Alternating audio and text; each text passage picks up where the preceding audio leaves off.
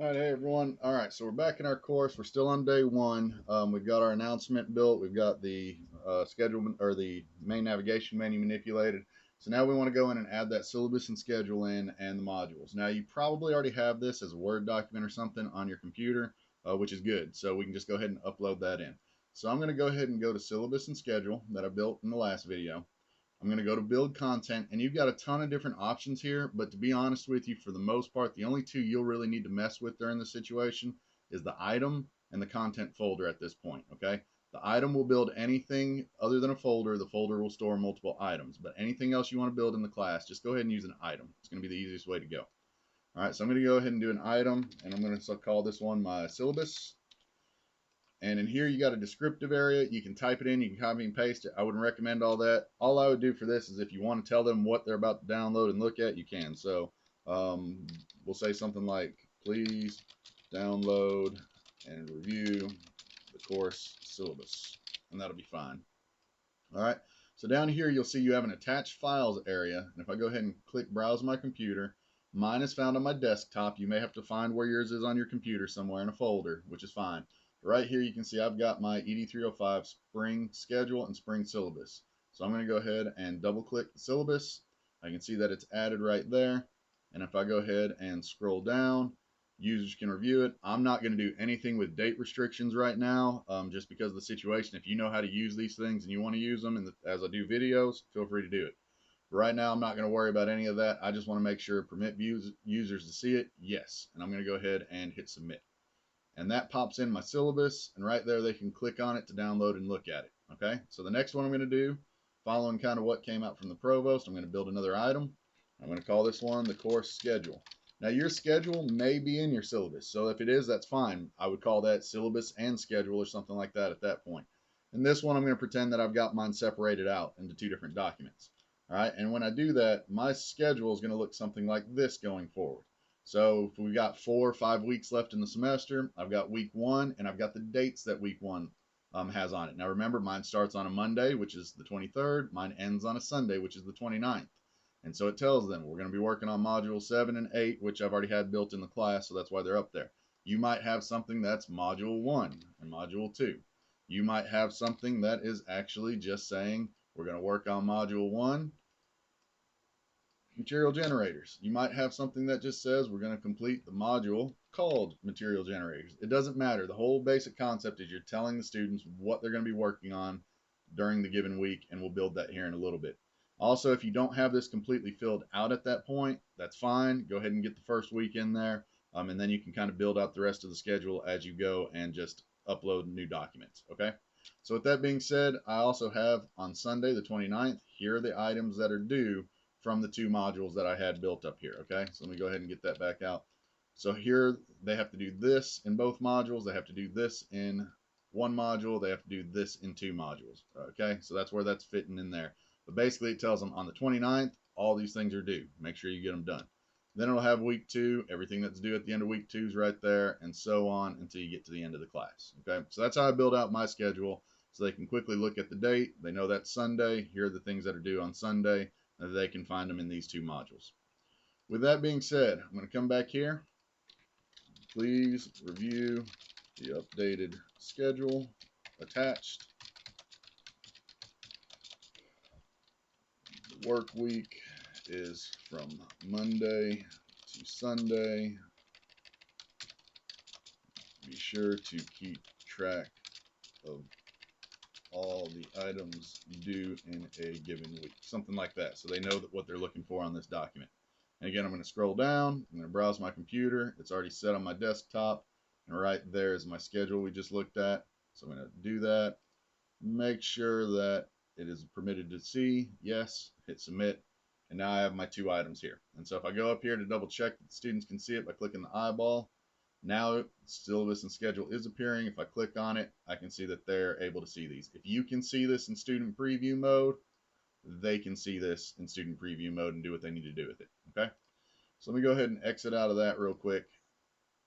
And now my schedule said we've got two modules. Now again, think of a module. Now mine was already pre-built with two in there, that's why it's there. But think of a module as everything that they need to do in that given week.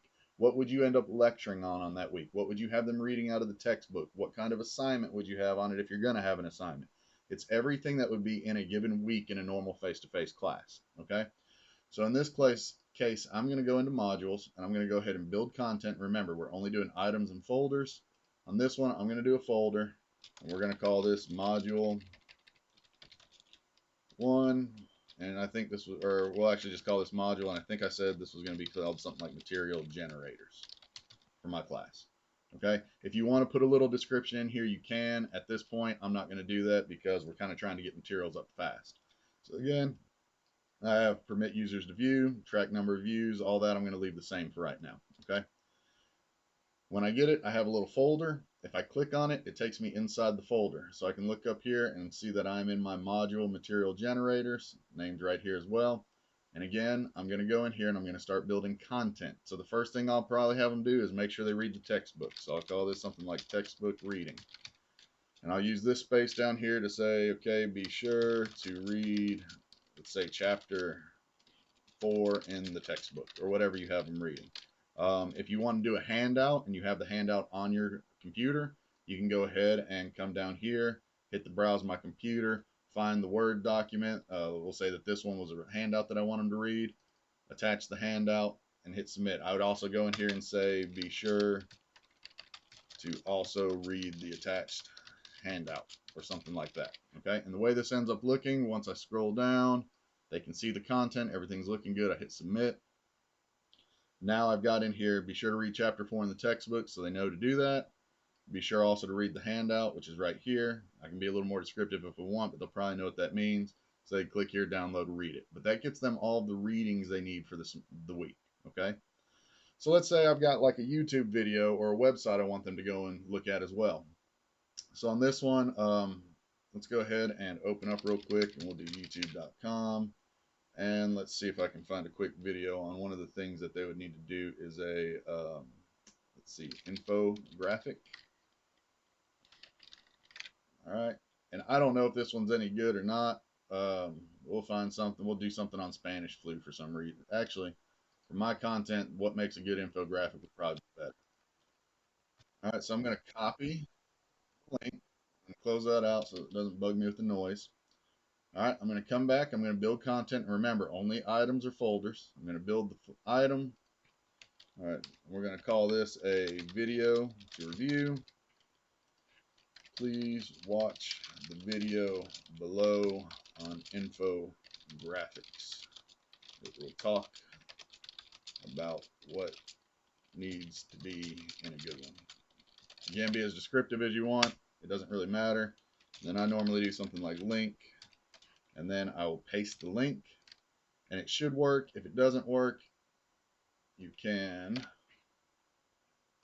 go in here, highlight it, click this little link button in here that looks like a link on a chain, and if you do, it'll pop up, and I'm going to go ahead and paste the URL in there. I always open it in a new window, and then I go to insert, and the link should work. And so if I hit submit, it pops it in there, and if I click on it, it takes me to my YouTube video.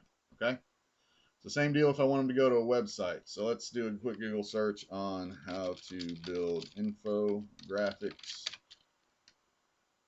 And I don't want to find a YouTube video on it. Let me just find a link of something. So here we go. It's a blog. So this one should just be a link to a website. And sure, why not? We'll say that's awesome. We're going to have them read this too. So I'm going to close that out. I copied that link, by the way. I used a shortcut, Control-C. I'm going to go to build item. All right. Article on infographics. Please read through this article on how to effectively build infographics. All right. And ideally, you guys already have these links and everything built out there. For me, I've already got most of it built out there. I'm just using this as a quick example to show you guys kind of how to add these things in there.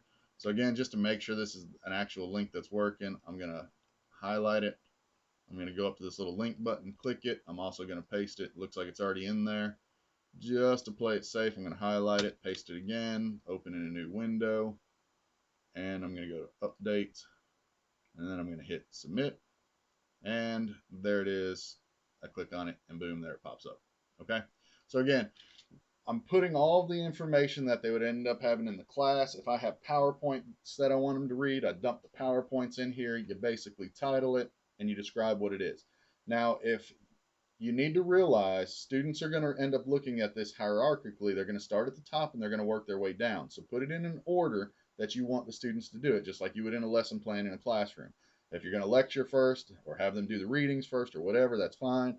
But you need to put that in the same order in here. Don't just dump the materials in here. So if you need to rearrange the order because it's not working, if you highlight and hover over the left-hand side, you'll see it turns purple. If it's not turning purple, chances are your edit mode's off. Then it doesn't work. So go ahead and click edit mode up in the right-hand corner and turn it back on. So say I want them to read this article before viewing the video. All I need to do is click on the purple and it drag and drops and drop it right above the video to review. Okay? So you can end up doing this order however you want. Just realize they're going to read it from the top and work their way to the bottom. Okay? So that's how to get your basic material in there. Again, this is going to cover things like readings. This is going to cover things like web links or videos that are already created. This isn't you doing a lecture. I'm going to do something on that later. But right now, seeing that we're in crunch time, I want to just get the basic information up there for the students and dump them in there. So I've got that in there. I'm going to go to modules. Really quick, let me open that schedule back up. It looks like the next thing we would talk about would be, I'm going to say using online tools.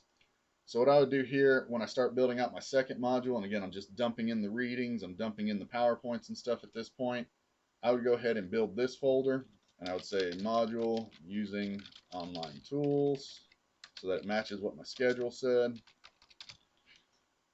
And then down here, I'm not going to put a description, but one thing I would do on this so that I don't get ahead of myself, because I want to try and get as much material in here before they hit it, and they're not going to hit this one until next Monday according to my schedule. You can mess with the date releases if you want, but in crunch time right now, all I'm going to do is I'm going to flip this no, and then I'm going to hit submit. And what that does is you can see it's kind of grayed out. It leaves this hidden from the students so I can work on it this week without them going in and starting to see it and try and work ahead. And if I click on my student preview, you'll see it's hidden there. When I go to modules, here's module 1. They can see, you can't see that second one because I hid it. And in here, here's all the readings that they can kind of go through. And what will end up happening is next Monday when that week starts, or if I finish things early and everything's ready to go, I'll just go back in here to modules. I'll hit the little arrow drop down. I'll hit edit. And then I can scroll down and flip this to yes. And then you'll see when I submit it, now it's not grayed out. Now the students will be able to see it. So let me quickly do this. And we'll go into modules, and now it's there. So while I'm working on it, I'm going to go ahead and just hide those things manually. Just again, normally we'd use a date release or something, but I just want to get through the end of the semester with it. So I'm going to go back in, I'm going to edit it, and I'll release it to the students when I'm ready for them to get it, or Monday at the latest, so they've got it. Okay? So that's kind of how I'm hiding those things. Same thing with the schedule that we built earlier. If I need to update the schedule as I go, all I'll do is I will end up deleting this out. And then I'll come back in, I'll build a new item, and I'll call this updated schedule 3/23. Maybe a note in schedule is updated as of, and then I would attach in the new schedule right here. And that's how I'd kind of update the schedule if I don't know exactly what I want them to do day to day right this second. And then I'd come down and I'd submit. Okay. So that shows you how to get the basic information in there. That shows us how to get some stuff in there for module 1. And then again, I would try and start getting the readings and things dumped in. I'll show you guys how to do tests and assignments in a little while. I would probably wait until midweek to get some of that stuff in, just because I think getting them the material as fast as I can at this point is going to be important. Plus, most of the assignments and the tests I think will come more towards the end of the semester. So hopefully that's enough to get you through. I'll try to also get a relay video in there so you can show people how to do, if you want to do a lecture to your students, like a quick 5-10 minute how to do something, I'll show you how to get that in there. But that's enough for right now. That makes me satisfied with kind of where I'm at on day 1, and I'll keep adding in my PowerPoints and my materials today to make sure that that module 1 has content in there for the students. So I'll get cracking on those other videos, and hopefully that helps you guys out with getting day 1 ready to go.